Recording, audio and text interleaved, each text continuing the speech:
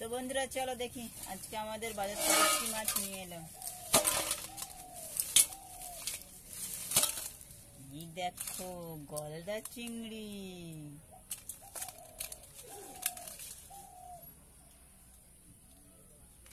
চলো টাটা। তো বন্ধুরা দেখো আজকে বড় বড় গলদা চিংড়ি এনেছে।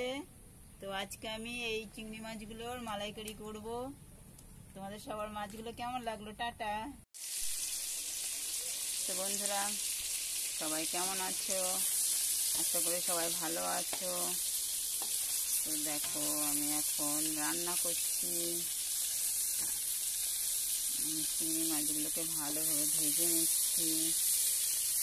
তো আজকে আমি চিংড়ি মাছের মালাইকারি বানাবো। তো বন্ধুরা দেখো আমি চিংড়ি মাছগুলো ভালোভাবে ভাজা করে নিয়েছি। তো দেখো চিংড়ি মাছগুলো লাল লাল করে ভাজা করে নিয়েছি লবণ হলুদ দিয়ে। আর এবার আমি কড়াইতে তেল দিয়ে দিলাম আর জিরে আর একটু তেজপাতা ফোড়ন দিলাম। এবার আমি এই তেলের ভেতরে দুটো বড় গোটা পেঁয়াজ কেটে দিলাম। পেঁয়াজটা যতক্ষণ লাল লাল করে ভাজা না হবে ততক্ষণ ধরে আমি পেঁয়াজটাকে ভাজতে থাকবো। পেঁয়াজটা যতক্ষণ আমি লাল না হবে ততক্ষণ আমি পেঁয়াজটাকে ভাজতে থাকবো। তো বন্ধুরা এবার আমি একে একে রসুন,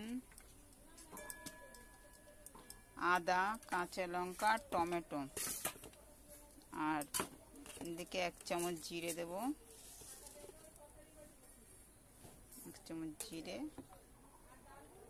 আর এই 1 চামচ ধনে গুঁড়ো, এটা দিয়ে ভালো করে মিক্সচারে পেস্ট করে নেব। তো বন্ধুরা দেখো আমার পেঁয়াজটা লাল লাল করে ভাজা হয়ে গেছে। এবার আমি মশলাটাকে দিয়ে দেবো। সমস্ত মশলাটাকে দিয়ে দিলাম।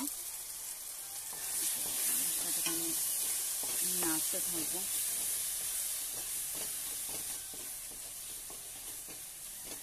তো যতক্ষণ মশলাটা থেকে তেল না ছাড়বে ততক্ষণ আমি মশলাটাকে কষিয়ে নেব। তো দেখো বন্ধুরা যেহেতু আমি মালাইকারি করব, তো দেখো আমি একটা বড় নারকেল কেটে নিয়েছি। তো 2 টুকরো দেবো না, আমি 1 টুকরো ভালো করে কুড়িয়ে নেব। তো বন্ধুরা দেখো আমার মশলাটা কষানো হয়ে গেছে। এবার আমি ভাজা মাছগুলো দিয়ে দিলাম। মাছগুলোকে হালকা একটু নেড়ে চেড়ে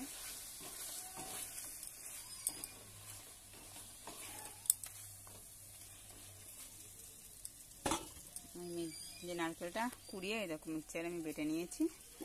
এবার নারকেলটা এতে দিয়ে দেবো।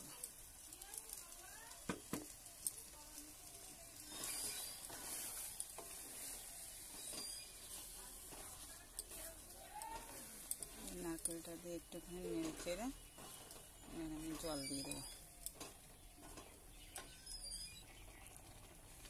আমি এটা দিয়ে একটু জল দিয়ে দেবো।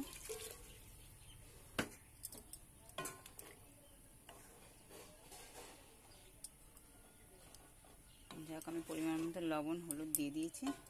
এবার আমি এটাকে 5 মিনিটের জন্য ঢাকা দিয়ে দেবো। তো বন্ধুরা দেখো মালাইকারিটা প্রায় হয়ে এসছে। এবার আমি একটু গরম মশলা ছড়িয়ে দেবো।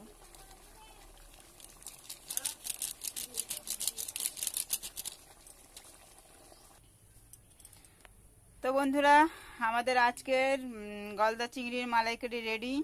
তো তোমরা সবাই চলে এসো। টাটা। আর আমার ভিডিওটা কেমন লাগলো সবাই কমেন্ট বক্সে জানিও।